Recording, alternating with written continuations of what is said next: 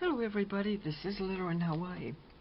Well, I finished another one of my French cottages, or actually I think this is more of an Irish cottage, and it's painted in embroidery as is just like this one. The only thing is I didn't have a core frame for it, so I had a mat that had an oval cut out of the center. And the mat was a sort of a grungy grey color, so I took it outside to my lanai where I keep my painting materials, and I gave it a good wash, kind of a whitewash with a acrylic paint that was in a sort of an off-white, maybe more of a cream color.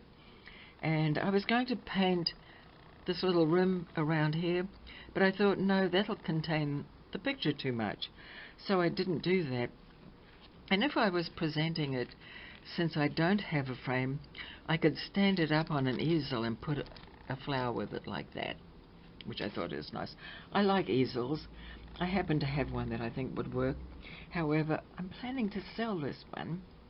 So the way I did it was I painted the cottage and did a wash, really, of acrylic paints. This is an Irish cottage, so it has a chimney here, but here's the main chimney here where they would have an open fire.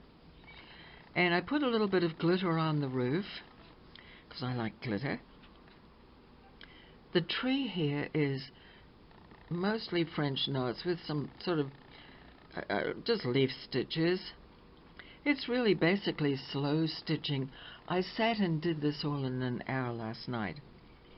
I had this printed from a book somewhere. It said Our Cottage, and so I made it into a little sign, and if you can see, it's encased in a piece of plastic that I cut off an old box, and then I stitched it on so it's permanently on there. There is some applique of different fabrics. There was quite a large piece up here, it doesn't show, but it's good because it looks like it could be, you know, under a cloud or something like that. There's cross stitching here, and let me see.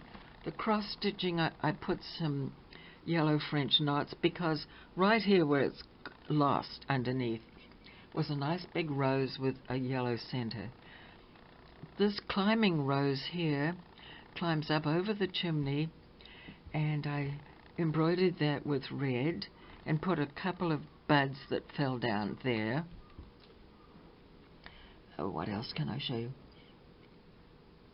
It has running stitches or slow stitching, or I call them mending stitches actually, here and there, and I do like to use this kind of fabric if I can.